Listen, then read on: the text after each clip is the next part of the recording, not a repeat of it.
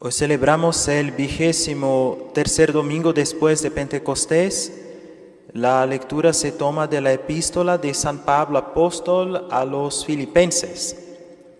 Hermanos, sed imitadores míos y mirad a los que andan según el modelo que tenéis en mí, porque hay muchos de quienes otras veces os he hablado, y ahora lo repito llorando, que son enemigos de la cruz de Cristo, cuyo fin es la muerte, cuyo Dios es el vientre, y ponen su gloria precisamente en lo que les debía servir de confusión, que gustan solo de las cosas terrenas. Mas nuestra morada está en los cielos, de donde también esperamos al Salvador nuestro Señor Jesucristo, el cual reformará nuestro flaco cuerpo para hacerlo conforme a su cuerpo glorioso, con el poder con que tiene sujetas así todas las cosas.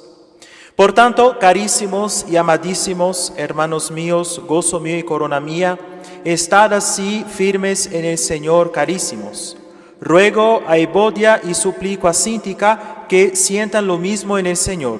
Y también te ruego a ti, fiel compañero, que asistas a aquellos que trabajaron conmigo en favor del Evangelio, con Clemente y los demás que me ayudaron, cuyos nombres están en el libro de la vida.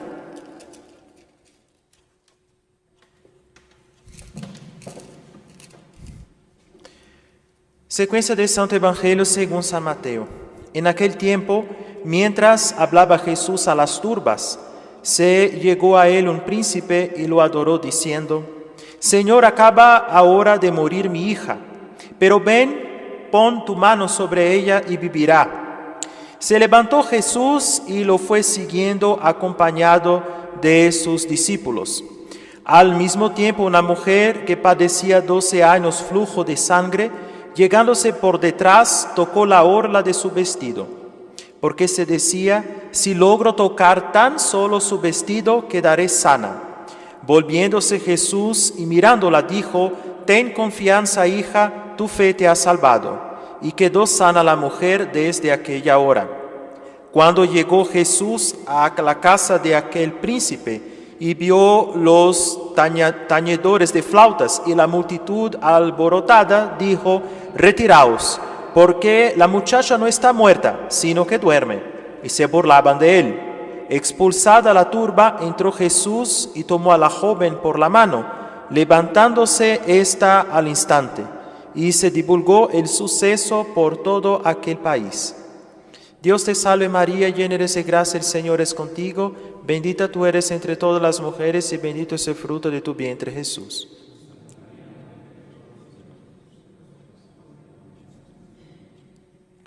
En el nombre del Padre, del Hijo y del Espíritu Santo. Queridos hermanos de nuestro Señor Jesucristo, este 23º domingo después de Pentecostés nos pone más una vez en el Evangelio la historia de la resurrección de un muerto. Ciertamente nuestro Señor hizo muchos milagros.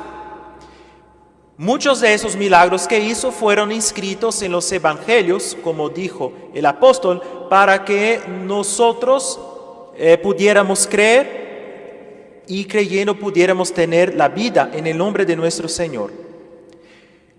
Y justamente hablando de resurrección de los muertos, si nada más tomamos pues las resurrecciones que el Señor hizo con las personas, no como excluyendo su propia resurrección, vamos a encontrar en los evangelios nada más 3 resurrecciones. La resurrección de hoy de la hija del príncipe de la sinagoga, la resurrección del hijo de la viuda de Naín y por fin la resurrección de Lázaro. Los milagros del Señor manifiestan así su poder, su divinidad. Pero cuando hablamos de la resurrección de los muertos, eso muestra un poder más grande. Obviamente es más grande resucitar a un muerto que curar a una persona que está enferma. Aunque no sea obra pequeña, curar al instante una persona que está enferma, resucitar a un muerto, nos parece ser una obra grandiosa.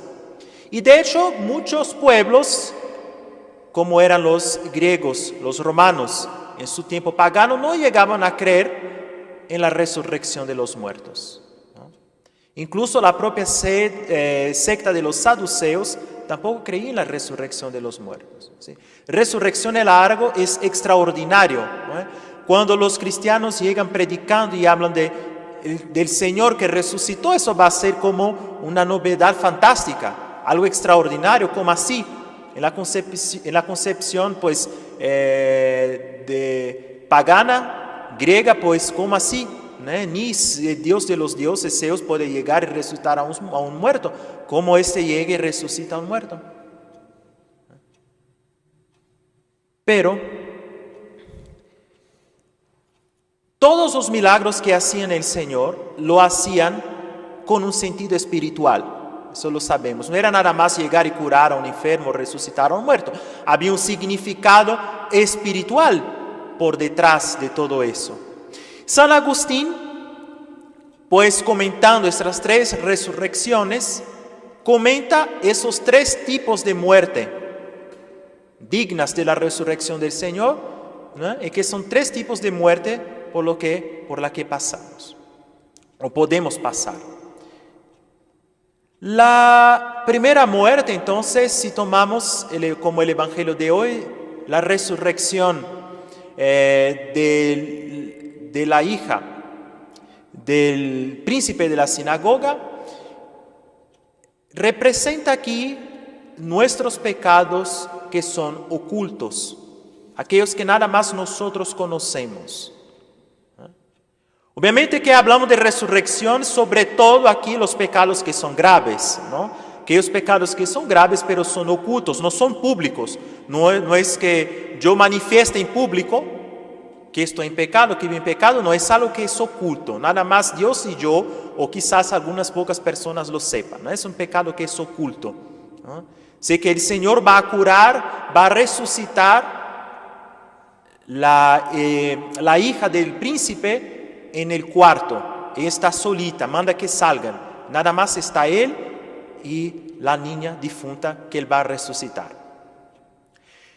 Ya cuando él resucita al hijo de la viuda de Naín, para San Agustín eso representa pues los pecados públicos, ¿no? Aquellos que hacemos en la luz del día, que todos ven, ¿no? El difunto está siendo llevado para su sepultura, todo el pueblo está ahí viendo y llorando, y el Señor ven y lo resucita, pero en el medio de todos, porque es un pecado que como representa nuestros pecados cometidos de manera pública. La resurrección de Lázaro, pues la muerte de Lázaro es algo más profundo en el pecado, ¿no? Representa realmente la muerte en el pecado de una manera como el vicio ya está ahí, ¿no? La persona está como bien enraizada en el pecado. Lázaro había muerto hacía ya 3 días, ya olía mal, ¿no? Es como cuando nosotros vivimos así en ese estado de pecado, es como si fuéramos ese difunto, ya olemos mal.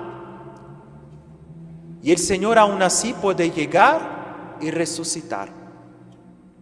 Pero de todos esos pecados, de todas esas resurrecciones, una cosa hay en común.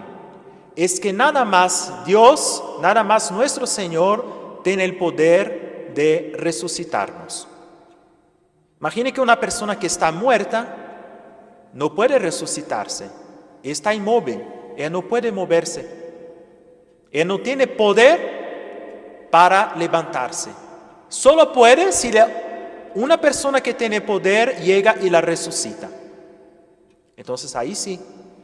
Si llega el Señor, que es el único que tiene poder aquí sobre la muerte para decir a un muerto levántate y hacer que él obedezca y se levante. Pues igual es con nuestra vida espiritual. Cuando nosotros cometemos un pecado mortal, nada más puede nuestro Señor llegar y decir levántate. Nosotros ya no podemos con nuestras fuerzas. Y cualquier movimiento que tenemos como en dirección de la conversión ya es algo que es fruto de la gracia de Dios. Ya es la gracia de Dios que me está moviendo a arrepentirme. Yo, en pecado mortal, cualquier uno, no podemos movernos. No podemos movernos hacia Dios aquí. Bueno, hermanos, ¿qué hacer? Porque el Evangelio de hoy está hablando más de esa resurrección aquí de la hija del oficial romano, entonces representando nuestros pecados ocultos. Y aquí hay un pecado que es bastante peligroso, porque un pecado público es algo que se ve, los otros ven, ¿no? Y dicen y apuntan. Pero aquí el pecado oculto es aquel que pasa muchas veces por despercibido, ni siquiera lo percibimos, está ahí, vivimos, ¿no? Y a veces ni nos damos cuenta. Hermanos, aquí está la invitación al examen de conciencia diario. El examen de conciencia es realmente algo muy importante en nuestra vida, sobre todo antes de ir a dormir, pero de estar constantemente analizando nuestra conciencia. ¿Hay ahí algún pecado? ¿No? ¿Algún pecado oculto quizás? ¿No? Que tenga que moverme a ir al confesionario, porque ahí sí es que va a obrar, ¿no? Es la forma ordinaria que el Señor nos dio en el confesionario para obrar el perdón de los pecados, sobre todo el pecado grave. Entonces, tengo ahí alguna falta que me dice, bueno, aquí sí tengo que ir a confesar. Es muy importante porque el demonio está ahí para decirnos, no, pues no pasa nada, no es grave, no hay ningún problema. Puedes continuar tu vida. Y mientras tanto vamos alimentando una vida de pecado oculto, pues nadie ve, ¿no? Eso no me va a hacerme mal delante de las personas, porque las personas no tienen conocimiento, ¿verdad? Las personas van a tratarme como siempre trataron, como una buena persona, cuando en realidad lo que estoy haciendo es algo totalmente al revés, ¿no? Entonces ahí está la invitación de ese evangelio de hoy.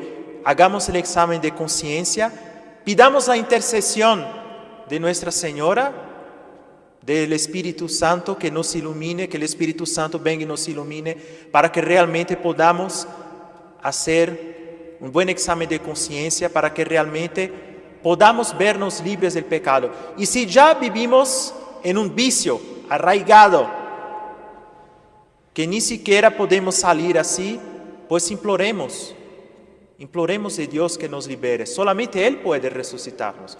Imploremos la intercesión de Nuestra Señora, ¿no? Para que nos libere de ese vicio, para que nos libere de esa vida de pecado, para que sí podamos vivir como personas resucitadas, como todo cristiano tiene que vivir. El Señor ya nos resucitó en el bautismo, pues ahora tenemos que guardar esa vida, no tenemos que perderla. Si la perdemos, pues ahí todavía tenemos el confesionario para tener de nuevo esa vida, pues ahí está. Con la ayuda de Dios, entonces, que Dios nos conceda la gracia del arrepentimiento final y que podamos así ir al cielo. Ave María Purísima. Que Dios os bendiga en el nombre del Padre, del Hijo y del Espíritu Santo.